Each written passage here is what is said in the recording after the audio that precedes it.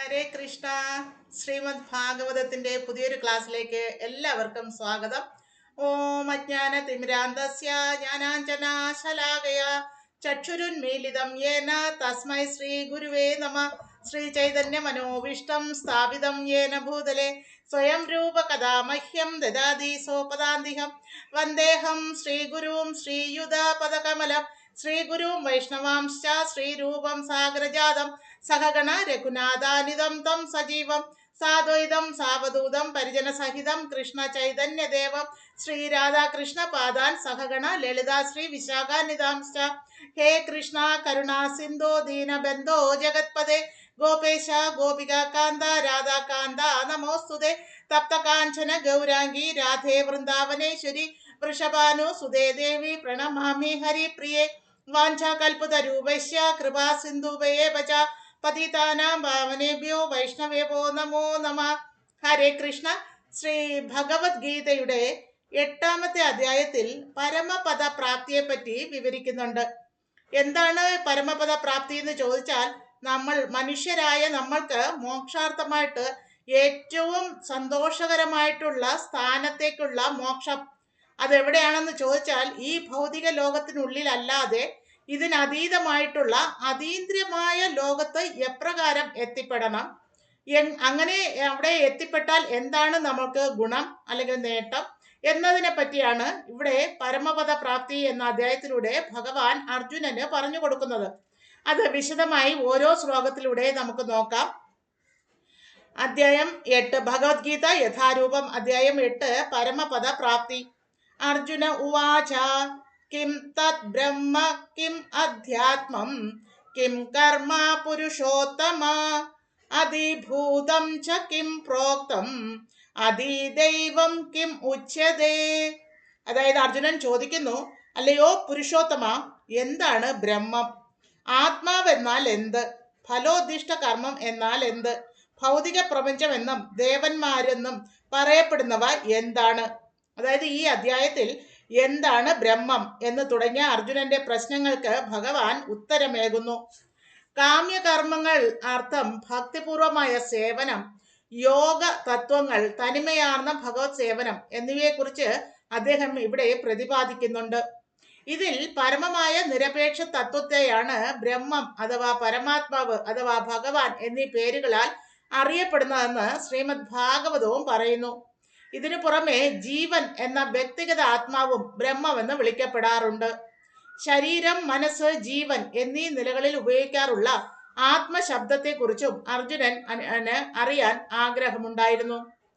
വൈദിക നിഘണ്ടു അനുസരിച്ച് മനസ്സ്, ശരീരം, ജീവൻ, ഇന്ദ്രിയങ്ങൾ ഇവയ്ക്കെല്ലാം ആത്മാവ് എന്ന പേര് അനുയോജ്യമത്രേ.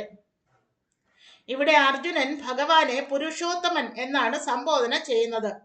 ഞാൻ ചോദിക്കുന്നത് കേവലം ഒരു സുഹൃത്തിനോടല്ല, സുനിശ്ചിതമായ ഉത്തരം നൽകാൻ പരമ അധികാരമുള്ള മഹാപുരുഷനോടാണ് എന്ന് ഇത് സൂചിപ്പിക്കുന്നു.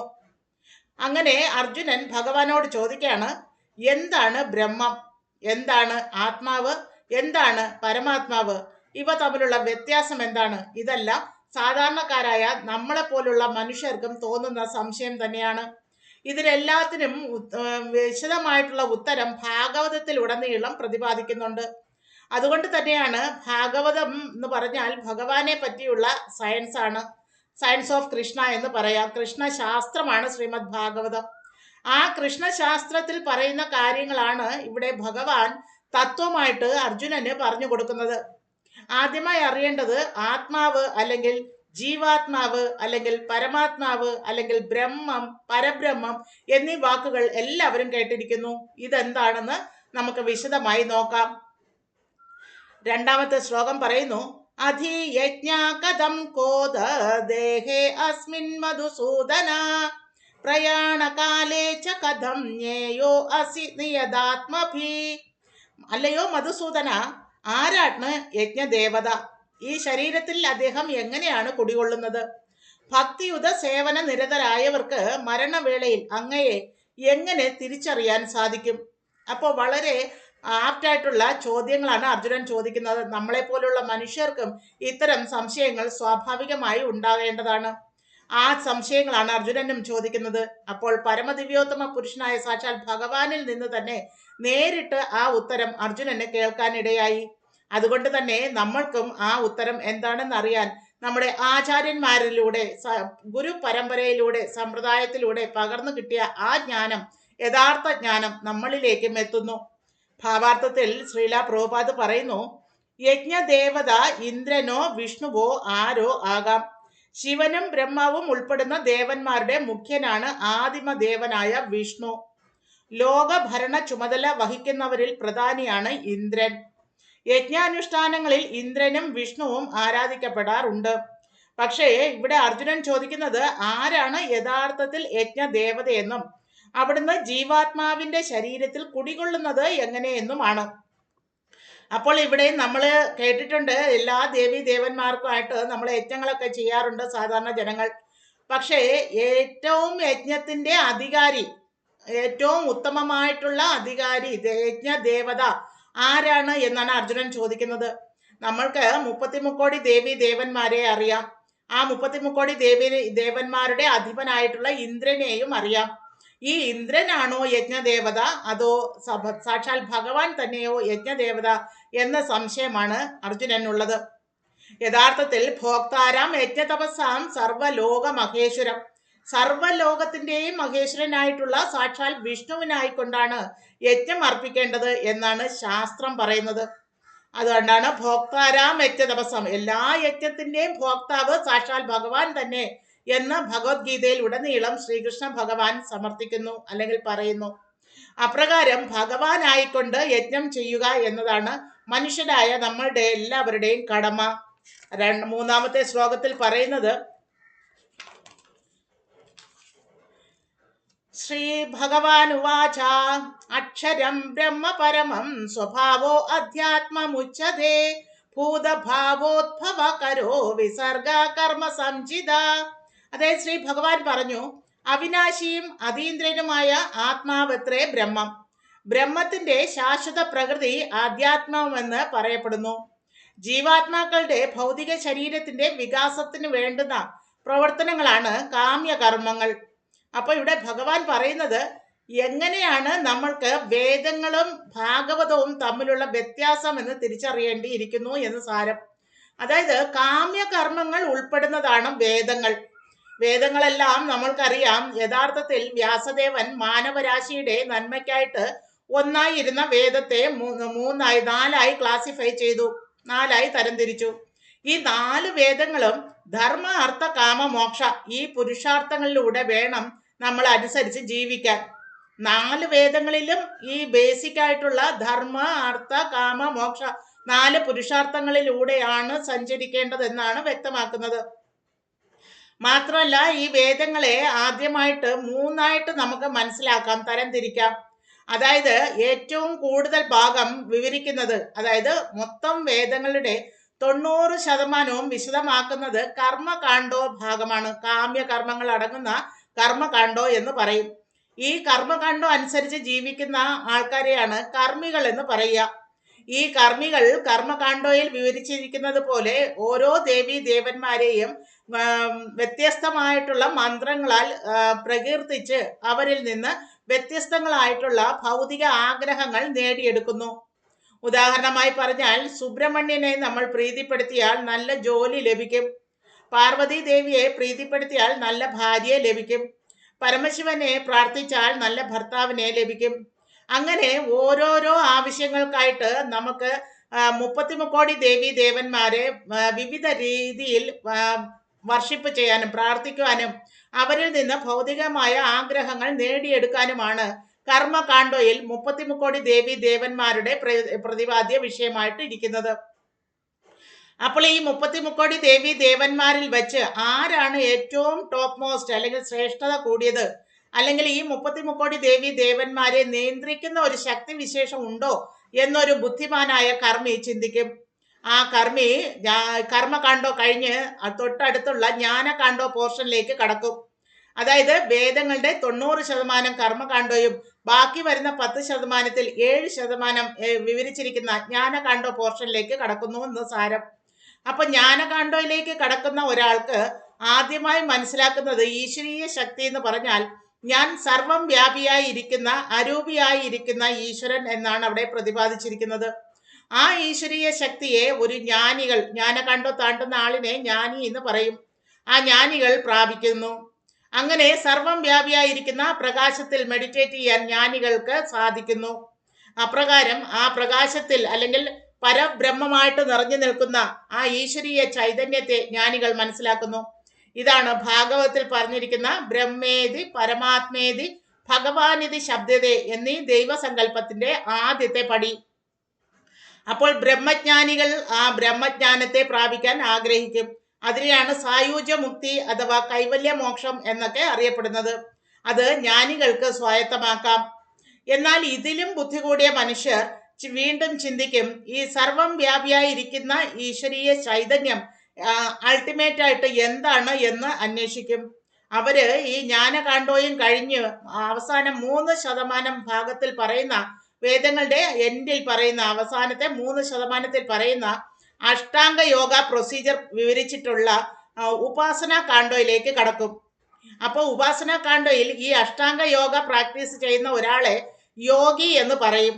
ആ യോഗികൾ 8 തരത്തിലുള്ള അഷ്ടാംഗ യോഗയിലൂടെ സമാധി പൊസിഷനിൽ എത്തും. ഈ സമാധി പൊസിഷനിൽ എത്തുന്ന ഒരു യോഗി തിരിച്ചറിയുന്നത് എല്ലാവരിലും കുടികൊള്ളുന്ന ആ ഈശ്വരീയ ശക്തിയെ തിരിച്ചറിയുന്നു. അഹം ബ്രഹ്മാസ്മി എന്നുള്ള ചിന്തയിൽ യോഗികൾ വന്നെത്തും. അതായത് എന്നിലുമുണ്ട് ഈശ്വരൻ, നിന്നിലുമുണ്ട് ഈശ്വരൻ. ആ ഈശ്വരീയ ശക്തിയെയാണ് യോഗികൾ തിരിച്ചറിയുന്നത്. ഇതാണ് ശ്രീമദ് ഭാഗവതത്തിൽ പറഞ്ഞിരിക്കുന്ന രണ്ടാമത്തെ ദൈവവിശേഷമായ ബ്രഹ്മേതി പരമാത്മേതി ഭഗവാനിതി ശബ്ദതേ എന്നതിലെ പരമാത്മ റിയലൈസേഷൻ കിട്ടുന്നത്. അപ്പോൾ കർമ്മകാണ്ഡോ താണ്ടുന്ന കർമ്മികൾക്ക് സ്വർഗലോക മോക്ഷപ്രാപ്തിയും ജ്ഞാനകാണ്ഡോ താണ്ടുന്ന ജ്ഞാനികൾക്ക് ബ്രഹ്മൻ റിയലൈസേഷനും പരമാത്മ റിയലൈസേഷൻ കിട്ടുന്ന അഷ്ടാംഗ യോഗ പ്രാക്ടീസ് ചെയ്യുന്ന യോഗികൾക്കും വേദങ്ങളിലൂടെ പോയാൽ ധർമ്മ അർത്ഥ കാമ മോക്ഷ ഈ 4 പുരുഷാർത്ഥങ്ങളിലൂടെ മോക്ഷാർത്ഥമായിട്ട് ഈ ഭൗതിക ലോകത്ത് തന്നെ എത്തിപ്പെടാം. അതായത് ഈ ഭൗതിക ലോകത്തിലാണ് സ്വർഗലോകവും ആധ്യാത്മിക ലോകങ്ങളുടെ പ്രതിഫലനമായിട്ടുള്ള മറ്റു ഉന്നത പ്ലാനറ്ററി സിസ്റ്റം എന്നറിയപ്പെടുന്ന ഹയർ പ്ലാനറ്ററി സിസ്റ്റം എന്നറിയപ്പെടുന്ന ഉന്നത ഗ്രഹവ്യൂഹങ്ങളും ഉള്ളത്. അതായത് 14 ലോകങ്ങൾ ഉൾക്കൊള്ളുന്ന ഈ ഒരു ബ്രഹ്മാണ്ടത്തിലെ 10ാമത്തെ ലോകമാണ് സ്വർഗലോകം, ദേവീദേവന്മാരുടെ വാസസ്ഥാനം. അപ്പോൾ കർമ്മികൾക്ക് സ്വർഗലോക പ്രാപ്തി നേടാം. ഈശ്വരന്മാരെ പ്രീതിപ്പെടുത്തി 33 കോടി ദേവീ ദേവന്മാരെ പ്രീതിപ്പെടുത്തി ഒരു കർമ്മിക്ക് അൾട്ടിമേറ്റ് മോക്ഷമായ സ്വർഗലോക പ്രാപ്തി നേടാനാകും. എന്നാൽ ജ്ഞാനകണ്ഠം താണ്ടുന്ന ഒരു ജ്ഞാനിക്ക് മോക്ഷാർത്ഥമായിട്ട് സായുജ്യ മുക്തി അല്ലെങ്കിൽ കൈവല്യ മോക്ഷം പ്രാപിക്കാൻ സാധിക്കും. ഈ കൈവല്യ മോക്ഷം അല്ലെങ്കിൽ സായുജ്യ മുക്തി എന്ന് പറയുന്നത് സ്വർഗലോകത്തെക്കാൾ ഉപരിയായിട്ടുള്ള ഉന്നതമായിട്ടുള്ള ഒരു മോക്ഷപ്രാപ്തിയാണ്. അപ്പോൾ അതിനും അപ്പുറമുള്ള ഒരു അഷ്ടാംഗ യോഗ പ്രാക്ടീസ് ചെയ്യുന്ന ഒരു യോഗി സമാധി പൊസിഷനിൽ ഇരുന്നു കൊണ്ട് അദ്ദേഹത്തിന്റെ ബ്രഹ്മരന്ധ്രത്തിലൂടെ അദ്ദേഹത്തിന്റെ ജീവാത്മാവിനെ പുറത്തു വിടുമ്പോൾ അദ്ദേഹത്തിന് ഉന്നത പ്ലാനറ്ററി സിസ്റ്റത്തിലേക്ക് എലിവേറ്റഡ് ആകാൻ സാധിക്കും. മോക്ഷാർത്ഥമായിട്ട് ഹയർ പ്ലാനറ്ററി സിസ്റ്റത്തിൽ എത്തിച്ചേരാൻ പറ്റും. ഹയർ പ്ലാനറ്ററി സിസ്റ്റം എന്ന് പറയുമ്പോൾ ഈ 14 ലോകങ്ങളിൽ സ്വർഗം കഴിഞ്ഞിട്ട് വരുന്ന ജനലോകം, തപലോകം, മഹർലോകം, സത്യലോകം ഈ 4 ലോകങ്ങളിൽ ഏതെങ്കിലും ലോകത്ത് എത്തിപ്പെടാൻ സാധിക്കും. അവരാഗ്രഹിക്കുന്ന ലോകത്ത് എത്തിപ്പെടാൻ സാധിക്കും. എന്നിരുന്നാലും ഈ 14 ലോകങ്ങളും ഒരു ബ്രഹ്മാണ്ടത്തിനുള്ളിൽ അല്ലെങ്കിൽ ഭൗതിക ലോകത്തിൽ തന്നെയാണ്. അങ്ങനെ എത്തിപ്പെടുന്ന യോഗികൾക്ക് അബ്രഹ്മ പുനർലോക പുനരാവർത്തിനോ അർജുന എന്നാണ് ഭഗവത്ഗീതയിൽ പറയുന്നത്. അതായത് ബ്രഹ്മലോകത്ത് എത്തിപ്പെട്ടാൽ പോലും പുനരാവർത്തനം ഉണ്ട് അർജുന എന്നാണ് ഭഗവാൻ പറയുന്നത്. വീണ്ടും ആ പുണ്യങ്ങളെല്ലാം ക്ഷയിച്ചു കഴിയുമ്പോൾ നമ്മൾ മർത്യലോകത്ത് വന്ന് ജന്മം എടുക്കേണ്ടി വരും. ഇങ്ങനെ ജനിച്ചും മരിച്ചും ജനിച്ചും മരിച്ചും നമ്മൾ ഈ ഭൗതിക ലോകത്ത് തന്നെ കിടക്കും. എന്നാൽ ഇതിന് വിപരീതമായിട്ട് ഭൗതികമായിട്ട് നമുക്ക് എന്നേക്കുമായി വിടുതൽ നേടി നമുക്ക് അതീന്ദ്രിയ ലോക പ്രാപ്തി നേടാൻ വേണ്ടിയിട്ടാണ് ഭാഗവതത്തിൽ ഭാഗവത ധർമ്മം എന്ന് അനുഷ്ഠിക്കണം എന്ന് പറയുന്നത്. എന്താണ് ഭാഗവത ധർമ്മം എന്ന് പറഞ്ഞാൽ ധർമ്മം പാലിച്ചാൽ മതി മോക്ഷം കിട്ടുമെന്ന്. അപ്പോൾ അതേത് ധർമ്മം എന്ന് ചോദിച്ചാൽ ധർമാസ്തു സാക്ഷാൽ ഭഗവത് പ്രണീതം, അതായത് സാക്ഷാൽ ഭഗവാനെ പ്രീതിപ്പെടുത്തുന്നതാണ് യഥാർത്ഥ ഭാഗവത ധർമ്മം. അപ്പോൾ ഭഗവാനെ പ്രീതിപ്പെടുത്താനായിട്ട് ഭക്തിയുത സേവനത്തിൽ ഏർപ്പെടുന്ന വൈഷ്ണവർക്ക് അല്ലെങ്കിൽ ഭക്തന്മാർക്കാണ് അതീന്ദ്രിയധാമത്തിൽ എത്താൻ സാധിക്കുക. ഈ ഭൗതിക ലോകത്തു നിന്ന് എന്നേക്കുമായി വിടുതൽ നേടി അതീന്ദ്രിയധാമം പോകാൻ സാധിക്കും ഭക്തന്മാർക്ക് ഭക്തിയുത സേവനത്തിലൂടെ. അത് എപ്രകാരമെന്നാണ് ഇവിടെ ഭഗവാൻ പറഞ്ഞു തുടങ്ങിയിരിക്കുന്നത്. അടുത്ത ശ്ലോകം 4 പറയുന്നു, അതിഭൂതം ക്ഷരോ ഭാവ പുരുഷശ്ചാദി ദൈവതം അതിയജ്ഞോ അഹമേവാത്ര ദേഹേ ദേഹഭൃതാം വര. അല്ലയോ അർജുന, ഈ ശരീരം കൈക്കൊണ്ടവരിൽ ശ്രേഷ്ഠനായവനെ, എപ്പോഴും മാറിക്കൊണ്ടിരിക്കുന്ന ഭൗതിക പ്രകൃതിയാണ് അതിഭൂതം, അതായത് ഈ പ്രത്യക്ഷ പ്രപഞ്ചം. സൂര്യനെയും ചന്ദ്രനെയും ദേവന്മാരെയും ഉൾക്കൊള്ളുന്ന ഭഗവാന്റെ വിശ്വരൂപം അതിദൈവമെന്നും സകല ശരീരങ്ങളുടെയും ഹൃദയത്തിൽ വാണരുളുന്ന പരമാത്മാവായ ശ്രീകൃഷ്ണ ഭഗവാൻ അതിയജ്ഞൻ എന്നും അറിയപ്പെടുന്നു. ഇവിടെ വളരെ വ്യക്തമായിട്ട് ഭഗവാൻ നമുക്ക് പറഞ്ഞു തരാണ്, ഈ ശരീരം എന്ന് പറയുന്നത് ഭൗതികമാണെന്നും ഇതിന്റെ അധിപൻ യഥാർത്ഥത്തിൽ ശ്രീകൃഷ്ണ ഭഗവാനാണ് അതിയജ്ഞൻ എന്നും അറിയപ്പെടുന്നത്. പരമാത്മ രൂപത്തിൽ എല്ലാവരുടെയും ശരീരത്തിൽ കുടികൊള്ളുന്ന ആ ഈശ്വരീയ ചൈതന്യം സാക്ഷാൽ ശ്രീകൃഷ്ണ ഭഗവാൻ തന്നെയാണ് എന്നിവിടെ ഉറപ്പിച്ചു പറയുന്നു. 5-ാമത്തെ ശ്ലോകത്തിൽ പറയുന്നു, അന്ധകാലേ ച മാമേവ സ്മരൻ മുക്ത കളേവരം യപ്രയാതി സമദ്ഭാവം യാതി നാസ്തത്ര സംശയ. അതായത് മരണസമയത്ത് ഭഗവാനെ തന്നെ സ്മരിച്ചുകൊണ്ട് ശരീരം ത്യജിക്കുന്നവൻ ഭഗവാന്റെ ഭാവത്തെ ഉടൻ തന്നെ പ്രാപിക്കും എന്നതിന് സംശയമില്ല അർജുന. ഭഗവാൻ ഇവിടെ നേരിട്ട് അർജുനനോട് പറയാണ്, അല്ലയോ അർജുന, ആരെയാണോ നമ്മൾ മനസ്സിൽ കാണുന്നത് മരണസമയത്ത് ആ സമയത്ത് ആ ശരീരത്തെ പ്രാപിക്കും എന്നാണ്. ഇപ്പൊ നായ്ക്കളെയും പൂച്ചകളെയൊക്കെ ലാളിച്ച് വളർത്തുന്നവര് മരണസമയത്ത് നായ്ക്കളെയും പൂച്ചകളെയും ആയിരിക്കും സ്നേഹപൂർവ്വം സ്മരിക്കുക. അങ്ങനെ എന്നാൽ അവർ അടുത്ത ജന്മത്തിൽ നായ്ക്കളും പൂച്ചകളുമായി മാറും, അതിൽ സംശയമേതുമില്ല. ഇവിടെ പറയുന്നു, ഭഗവാനെയാണ് സ്മരിച്ചുകൊണ്ട് നമ്മൾ ദേഹം ത്യജിക്കുന്നതെങ്കിൽ തീർച്ചയായിട്ടും ഭഗവാന്റെ ധാമത്തിലെത്തുമെന്ന്. എത്രയോ ശ്രേഷ്ഠതരമാണ് ഈ ഭൗതിക ലോകത്ത് നിന്ന് എന്നേക്കുമായി വിടുതൽ നേടി അതീന്ദ്രിയധാമമായ ഭഗവത് ധാമത്തിൽ എത്തിപ്പെടുക എന്നതാണ് ഓരോ മനുഷ്യന്റെയും അൾട്ടിമേറ്റ് ആയിട്ടുള്ള എയിമായി കാണേണ്ടത്, ലക്ഷ്യമായി കാണേണ്ടത്. അപ്രകാരം അവിടെ എത്തിപ്പെടാൻ എന്തൊക്കെയാണ് നമ്മൾ അനുഷ്ഠിക്കേണ്ടത് എന്നതാണ് വരുന്ന ശ്ലോകത്തിൽ പറയുന്നത്. 6-ാമത്തെ ശ്ലോകത്തിൽ പറയുന്നു, യം യം വാപി സ്മരൻ ഭാവം ത്യജന്തേ കളേവരം തം തമേ വൈദി കൗന്ദേയ സദാ തദ്ഭാവ ഭാവിത. എന്തിനെ കുറിച്ചാണോ മരണവേളയിൽ ഒരാൾ സ്മരിക്കുന്നത്, അല്ലയോ കുന്തിപുത്ര, അയാൾ തീർച്ചയായും അതിനെ പ്രാപിക്കും. 100% ഉറപ്പോടെ പറയാണ്, നമ്മൾ മരണസമയത്ത് എന്താണോ ഓർക്കുന്നത് അതായി മാറുന്നു. അപ്പോൾ സദാസമയവും കീർത്തനീയ സദാഹരി ഭഗവാന്റെ നാമം ജപിച്ച് ജപിച്ച് ഭഗവാനെ സദാ സ്മരിച്ച് നടന്നാൽ മരണസമയത്ത് ഭഗവാനെ സ്മരിക്കാൻ സാധിക്കും. അങ്ങനെ ഭഗവാനെ ഓർക്കാൻ ആയാൽ തീർച്ചയായിട്ടും ഈ ജന്മത്തിനൊടുവിൽ നമുക്ക് ഭഗവാന്റെ ധാമത്തിലെത്താൻ പറ്റും. അങ്ങനെ ഒരു ഷുവർട്ടിയാണ് ഇപ്പോൾ അർജുനന് ഭഗവാൻ കൊടുക്കുന്നത്. 7-ാമത്തെ ശ്ലോകത്തിൽ പറയുന്നു, തസ്മാത് സർവേഷു കാലേഷു മാമനുസ്മര യുധ്യച മയ്യാർപിത മനോർബുദ്ധിർ മാമേ വൈശ്യസ്യ സംശയ. അതിനാൽ അർജുന, ശ്രീകൃഷ്ണ രൂപത്തിൽ എന്നെ ഭഗവാനെ എപ്പോഴും ഓർമ്മിക്കുക. അതോടൊപ്പം ഭഗവാന്റെ നേതകർമ്മമായ യുദ്ധം നിർവഹിക്കുകയും ചെയ്യുക. അവനവന്റെ നേതകർമ്മമായിട്ടുള്ളതെല്ലാം നമ്മൾ ചെയ്യുകയും വേണം. പക്ഷെ അത് മയ്യ അർപ്പിത മനോർബുദ്ധി, മനസ്സും ബുദ്ധിയും ഭഗവാനിൽ അർപ്പിച്ചുകൊണ്ട് അർജുന നിന്റെ നേതകർമ്മങ്ങൾ ചെയ്യൂ എന്നാണ് ഇവിടെ പറയുന്നത്. സ്വകർമ്മങ്ങളെല്ലാം ഭഗവാനായി അർപ്പിച്ചും മനസ്സും ബുദ്ധിയും ഭഗവാനിൽ അർപ്പിച്ചും കൊണ്ടിരുന്നാൽ തീർച്ചയായും ഭഗവാനെ പ്രാപിക്കാൻ സാധിക്കും, സംശയമില്ല.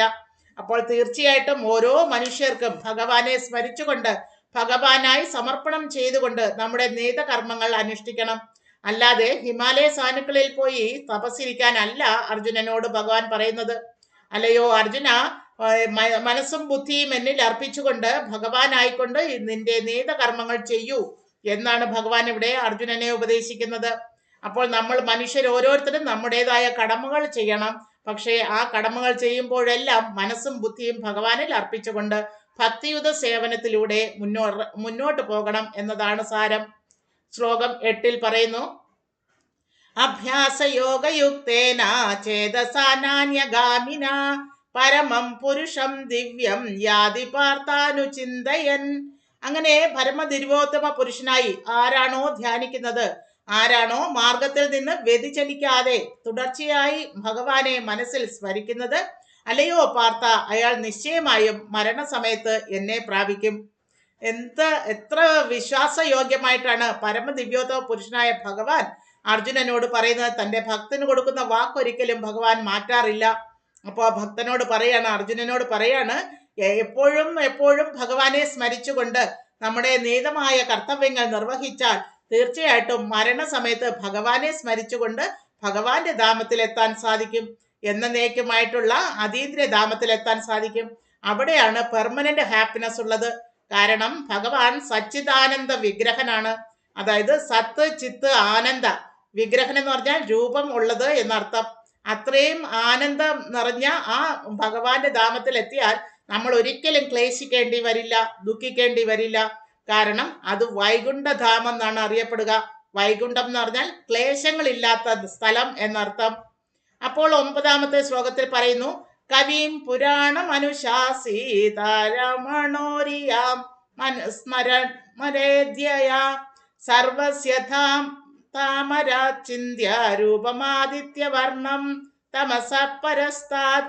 അതായത് സർവജ്ഞനും ആദിപുരുഷനും സർവനേതാവും അണുവിനേക്കാൾ ചെറുതും സകലതിൻ്റെയും പരിപാലകനും ഭൗതികമാനങ്ങൾക്ക് അതീതനും അചിന്ത്യ രൂപനും ഭൗതിക പ്രകൃതിക്ക് അതീതനും ആദിത്യ തേജസ്വിയുമായ വ്യക്തി എന്ന നിലയിലാണ് ഭഗവാനെ ധ്യാനിക്കേണ്ടത്.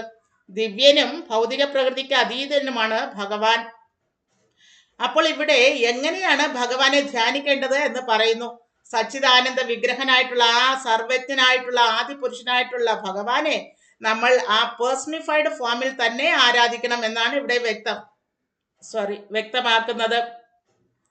അതായത് എല്ലാത്തിൻ്റെയും ഉറവിടമായിട്ടുള്ള സാക്ഷാൽ പരമദിവ്യോത്തമ പുരുഷനായ ഭഗവാനെ നമ്മൾ മനസ്സിരുത്തിക്കൊണ്ട്, മനസ്സും ബുദ്ധിയെ അർപ്പിച്ചുകൊണ്ട്, നമ്മുടെ നേതകർമ്മങ്ങൾ പാലിച്ചുകൊണ്ട് ഭഗവാനെ ഭക്തിയുത സേവനം നിർവഹിച്ചാൽ നമ്മുടെ മരണാസന്നമായിട്ടുള്ള സമയത്ത് ഭഗവാനെ സ്മരിക്കാൻ സാധിക്കും.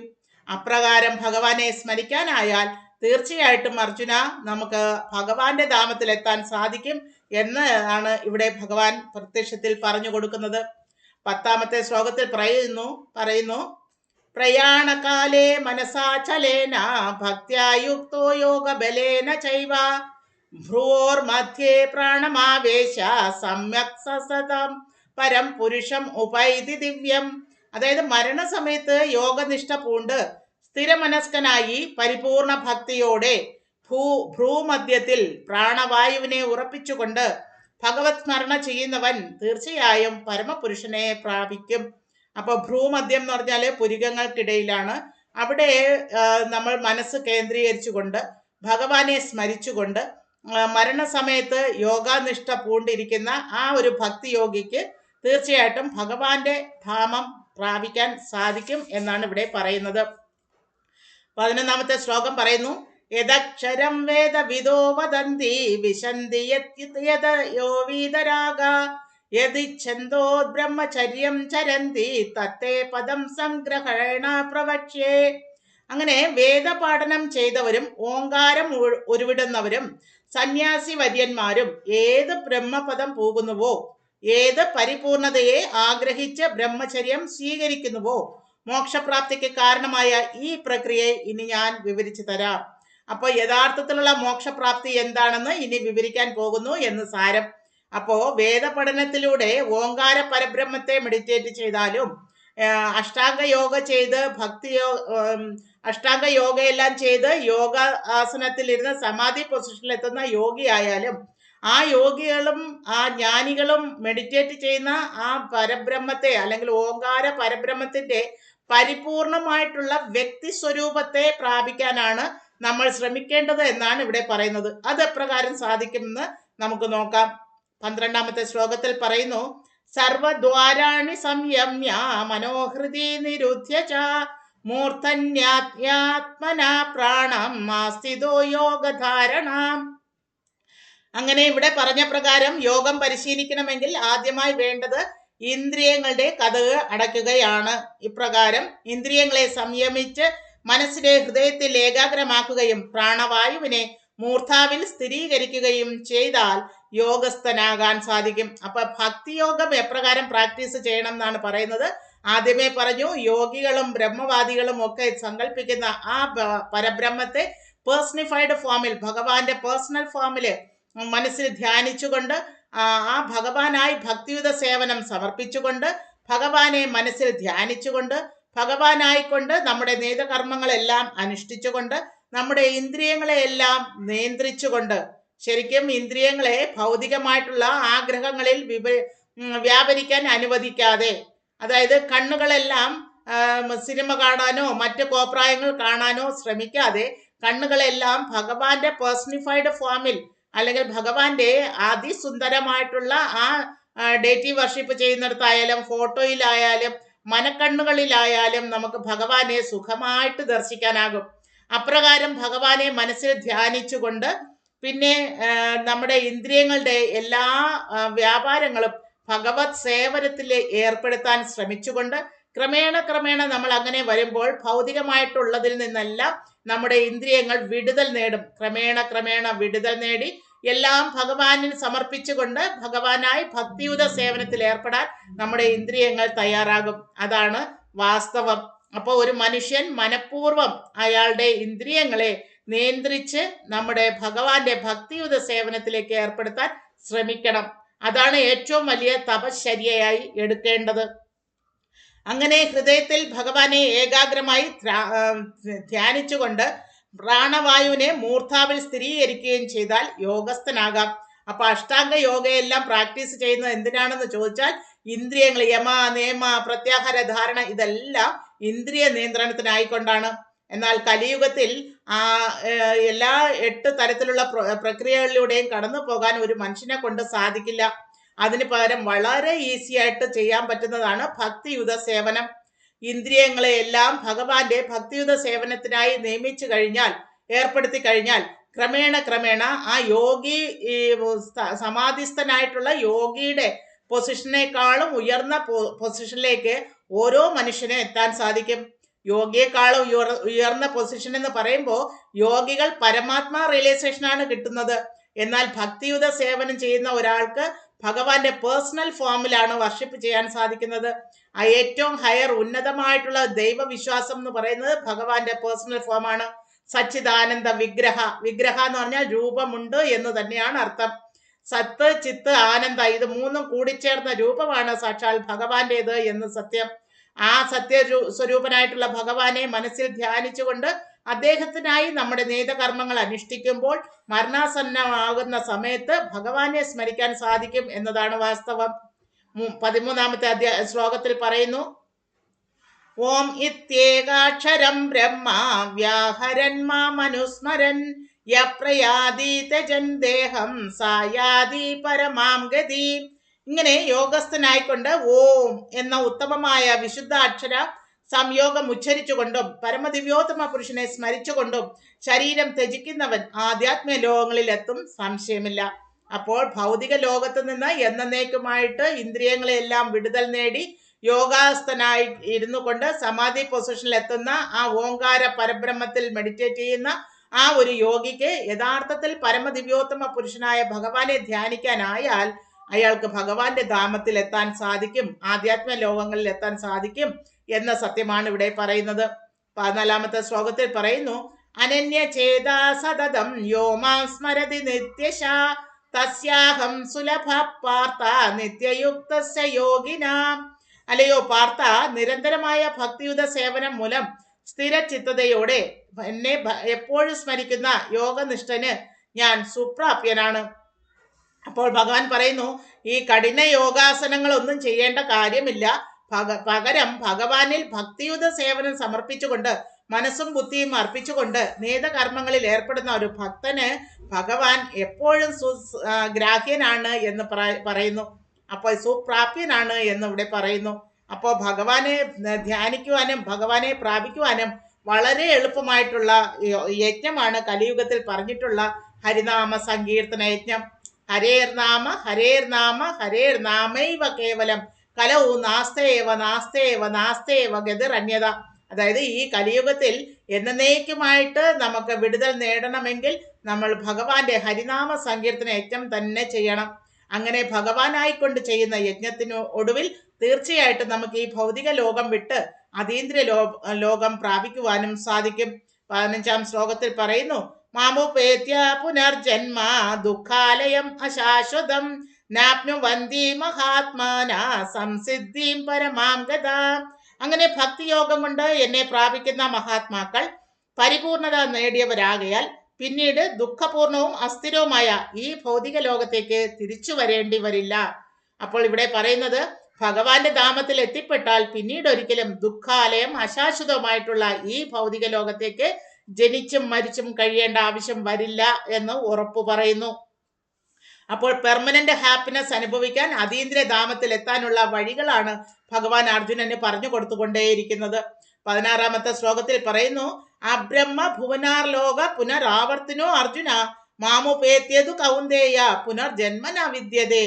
അല്ലയോ അർജുന, ഈ ഭൗതിക ലോകത്തിൽ സർവോന്നതമായ ഗ്രഹമായ ബ്രഹ്മലോകത്ത് എത്തിപ്പെട്ടാൽ പോലും അവിടെ നിന്നും നമ്മൾ തിരിച്ച് ഈ മർത്യലോകത്ത് വന്ന് ജനന മരണങ്ങൾ ആവർത്തിച്ചു കൊണ്ടേയിരിക്കുന്ന ഈ ദുരിതപൂർണമായ ഈ സ്ഥലങ്ങൾ, ഈ ഭൗതിക ലോകത്ത് എത്തിപ്പെടുക തന്നെ ചെയ്യും.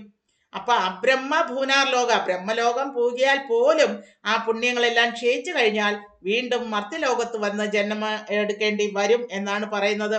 എന്നാൽ ഭഗവാന്റെ ധാമത്തിൽ എത്തിക്കഴിഞ്ഞാൽ ഒരു കാരണവശാലും ഈ ഭൗതിക ലോകത്ത് ദുഃഖാലയവും അശാശ്വതവുമായിട്ടുള്ള ഈ ഭൗതിക ലോകത്ത് വരേണ്ടി വരില്ല, ജന്മം എടുക്കേണ്ടി വരില്ല എന്ന ഷുവർട്ടിയാണ് ഭഗവാൻ ഇപ്പോൾ അർജുനന് കൊടുക്കുന്നത്.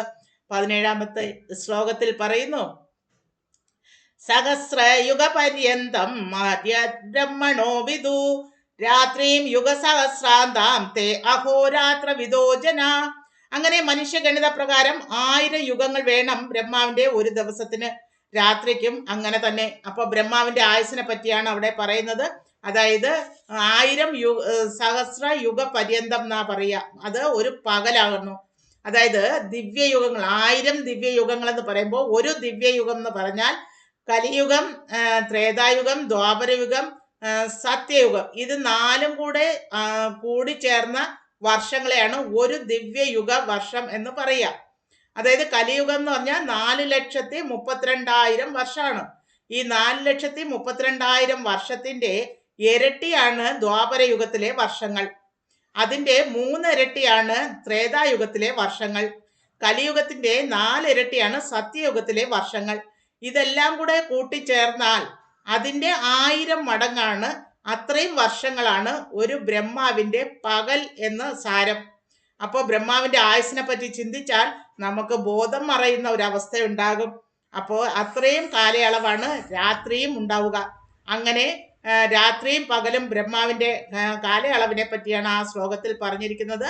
18-ാം ശ്ലോകത്തിൽ പറയുന്നു, അവ്യക്താദ്വ്യക്തയാ സർവ പ്രഭവന്ത്യാഹരാഗമേ രാത്ര്യാഗമേ പ്രളീയന്തേ തൈത്രവാ വ്യക്ത സംജകേ. ബ്രഹ്മദിന ആരംഭത്തിൽ സർവഭൂതങ്ങളും അവ്യക്തതയിൽ നിന്ന് പ്രത്യക്ഷീഭവിക്കുന്നു. പിന്നീട് രാത്രിയാകുമ്പോൾ അവ അവ്യക്തത്തിൽ തന്നെ വീണ്ടും ലയിക്കുകയും ചെയ്യുന്നു. അങ്ങനെ ബ്രഹ്മാവിന്റെ ഒരു പകൽ കഴിയുമ്പോൾ ബ്രഹ്മാവിന് ഉറങ്ങാനായിട്ട് അത്രയും കാലയളവ് തന്നെ ഉണ്ടാകുന്നു എന്ന് സാരം. 19-ാമത്തെ ശ്ലോകത്തിൽ പറയുന്നു, ഭൂതഗ്രാമസ ഏവായം ഭൂത്വാ ഭൂത്വാ പ്രളീയതേ രാത്ര്യാഗമേ വശപ്പാർത്ത പ്രഭഹത്യ ഹരാഗമേ. അങ്ങനെ വീണ്ടും വീണ്ടും ബ്രഹ്മദിന ആരംഭത്തോടെ സകല ഭൂതജാലങ്ങളും ഉളവാകുന്നു. ബ്രഹ്മനിശാഗമത്തിൽ അവയെല്ലാം നിസ്സഹായരായി നശിക്കപ്പെടുന്നു. അപ്പോൾ ഈ ഭൗതിക ലോകത്ത് ബ്രഹ്മാവിന്റെ ഒരു പകൽ അവസാനിക്കുമ്പോൾ പ്രളയം ഉണ്ടാവുകയും അതിനൊടുവിൽ ബ്രഹ്മാവ് ഉറങ്ങുന്ന സമയത്ത് യാതൊരു സൃഷ്ടികർമ്മവും നടക്കുന്നില്ല. വീണ്ടും പിറ്റേ ദിവസം ബ്രഹ്മാവ് ഉണരുമ്പോൾ മാത്രം വീണ്ടും സൃഷ്ടികർമ്മം നടക്കുന്നു. ഇങ്ങനെ സൃഷ്ടിച്ചും പ്രളയം നടന്നും അല്ലെങ്കിൽ അനിലേഷൻ സംഭവിച്ചും ഇങ്ങനെ ദിനരാത്രങ്ങൾ ബ്രഹ്മാവിന് ഉണ്ടാകുന്നു. 20-ാമത്തെ ശ്ലോകത്തിൽ പറയുന്നു, പരസ്തസ്മാതു ഭവോ അന്യോ വ്യക്തോ അവ്യക്താത് സനാതന യസ സർവേഷു ഭൂതേഷു നശ്യസ്തു ന വിനശ്യതി. അതായത് വ്യക്തവും അവ്യക്തവുമായ ഭൗതിക പ്രകൃതിക്ക് അതീതമായി സനാതനമായ മറ്റൊരു വ്യക്തിഭാവമുണ്ട്. സമുത്കൃഷ്ടമായ അതിന് ഒരിക്കലും നാശമില്ല. സർഗ അവസാനത്തിലും അത് അതേപോലെ തന്നെ നിലനിൽക്കുന്നു. അപ്പോൾ ഈ ഭൗതിക പ്രപഞ്ചം ദുഃഖാലയം അശാശ്വതമാണ്, നശിക്കുന്നതാണ്. എന്നാൽ ഈ നശിക്കുന്ന പ്രപഞ്ചത്തിനും ഉപരിയായി ശാശ്വതമായിട്ടുള്ള ഭഗവാന്റെ ധാമമുണ്ട്. അത് എന്നുമുണ്ട്, എപ്പോഴുമുണ്ട്, ഇനിയും ഉണ്ടായിരിക്കും. ഈ പ്രളയമെല്ലാം സംഭവിക്കുന്നത് ഭൗതിക പ്രപഞ്ചത്തിൽ മാത്രമാണ് എന്നിവിടെ വ്യക്തമാക്കുന്നു. ശ്ലോകം 21 പറയുന്നു, അവ്യക്തോ അക്ഷര ഇത്യുക്ത സ്തമാഹു പരമാഗതി യം പ്രാപ്യാന നിവർത്തന്തേ തദ്ധാമ പരമം മമ. അങ്ങനെ വേദാന്തികൾ അവ്യക്തമെന്നും അക്ഷയമെന്നും വിശേഷിപ്പിച്ചിരിക്കുന്നതും പരമമായ പ്രാപ്യസ്ഥാനമെന്ന് അറിയപ്പെടുന്നതും ഒരിക്കൽ എത്തിച്ചേർന്നാൽ പിന്നെ മടങ്ങി വരേണ്ടതില്ലാത്തതുമാണ് ഭഗവാന്റെ പരമമായ ധാമം. അതിവിടെ ഭഗവാൻ വ്യക്തമായും പറയുന്നു. അപ്പോ 22 ശ്ലോകത്തിൽ പറയുന്നു, പുരുഷ പരം പാർത്ഥ ഭക്ത്യാ ലഭ്യസ്ത്വനന്യയാ യസ്യാന്തസ്ഥാനി ഭൂതാനി യേന സർവമിദം തതം. അതായത് ശുദ്ധമായ ഭക്തിയുത സേവനം കൊണ്ട് മാത്രം പ്രാപ്യമാണ് സർവരിലും ഉത്തമനായ ആ പരമദിവ്യോത്തമ പുരുഷൻ ഭഗവാൻ. സ്വധാമസ്ഥനെങ്കിലും സർവവ്യാപിയും സർവത്തെയും ഉൾക്കൊള്ളുന്നവനുമാണ് ഭഗവാൻ. അപ്പൊ ഈ സർവപ്രപഞ്ചവും ഭഗവാനിൽ നിന്നുണ്ടാകുന്നു, ഭഗവാനാൽ നിലനിർത്തപ്പെടുന്നു, ഭഗവാനാൽ അനിലേറ്റഡ് ചെയ്യപ്പെടുന്നു. ഇത് ഭാഗവതത്തിലെ ശ്രീമദ് ഭാഗവതത്തിലെ 1-ാമത്തെ അധ്യായത്തിലെ 1-ാമത്തെ ശ്ലോകത്തിൽ 1-ാം സ്കന്ധത്തിലെ ആദ്യത്തെ ശ്ലോകത്തിൽ പറയുന്നത്, ആദ്യത്തെ വരി തന്നെ ജന്മാദിയസ്യ എന്നാണ്. അതായത് സൃഷ്ടി സ്ഥിതി സംഹാരം ഈസ് ഡൺ ബൈ വസുദേവ കൃഷ്ണ എന്നാണ് വ്യാസദേവൻ ഗ്ലോറിഫൈ ചെയ്തുകൊണ്ട് ശ്രീമദ് ഭാഗവതം തുടങ്ങുന്നത് തന്നെ. അത് എപ്രകാരമെന്നാണ് വിശദമായിട്ട് ഭാഗവതത്തിലുടനീളം വിവരിക്കുന്നതും. അപ്പോൾ സൃഷ്ടി സ്ഥിതി സംഹാരം ഈസ് ഡൺ ബൈ വസുദേവ കൃഷ്ണ എന്ന് പറഞ്ഞാൽ ഭഗവാൻ ആണ് എല്ലാം സൃഷ്ടിക്കുന്നത്, ഭഗവാനാണ് എല്ലാം നിലനിർത്തുന്നത്, ഭഗവാനാണ് എല്ലാം സംഹരിക്കുന്നത് എന്ന് സാരം. എന്നാൽ നമ്മൾ സാധാരണ കേട്ടിട്ടുണ്ട് ബ്രഹ്മ വിഷ്ണു മഹേശ്വരാണ് സൃഷ്ടിസ്ഥിതി സംഹാരം നടത്തുന്നതെന്ന്. അത് ശരിയാണ്. ഒരു ബ്രഹ്മാണ്ടത്തിനുള്ളിലെ സൃഷ്ടിസ്ഥിതി സംഹാരം നടത്തുന്നത് ആ ബ്രഹ്മാണ്ടത്തിനുള്ളിലെ ബ്രഹ്മ വിഷ്ണു മഹേശ്വരരാണ്. എന്നാൽ അനേകം ബ്രഹ്മാണ്ടങ്ങൾ ഉണ്ട് എന്നതും ആ അനേകം ബ്രഹ്മാണ്ടങ്ങൾ അനുസ്യൂതം സൃഷ്ടിച്ചുകൊണ്ടേയിരിക്കുന്നു എന്നതും കാരണോദകശായി വിഷ്ണുവാണ് ചെയ്തുകൊണ്ടിരിക്കുന്നത്. ഈ കാരണോദകശായി വിഷ്ണു സാക്ഷാത് ശ്രീകൃഷ്ണ ഭഗവാന്റെ ആദ്യത്തെ പുരുഷ അവതാരമാണ് എന്ന് നമുക്ക് ഭാഗവതത്തിൽ നിന്നും മനസ്സിലാക്കാം. ആദ്യത്തെ 3 പുരുഷാവതാരങ്ങളിൽ ഒന്നാണ് കാരണോദകശായി വിഷ്ണു, 2-ാമത് ഗർഭോദകശായി വിഷ്ണു, 3-ാമത്തെ പുരുഷാവതാരമാണ് ക്ഷീരോദകശായി വിഷ്ണു.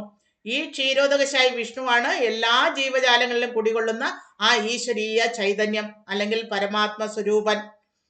ശ്ലോകം 23 പറയുന്നു, യത്ര കാലേ ത്വനാവൃത്തിം ആവൃത്തിം ചൈവ യോഗിന പ്രയാതയാന്തി തം കാലം വക്ഷ്യാമി ഭരതർഷഭ.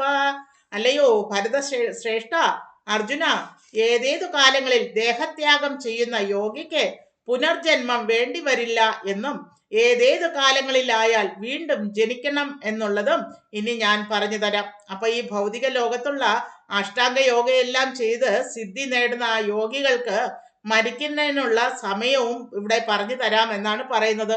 24-ാമത്തെ ശ്ലോകത്തിൽ പറയുന്നു, അഗ്നിർ ജ്യോതിരഹ ശുക്ല ഷൺമാസ ഉത്തരായണം തത്ര പ്രയാതാഗച്ഛന്തി ബ്രഹ്മവിദോ ജന.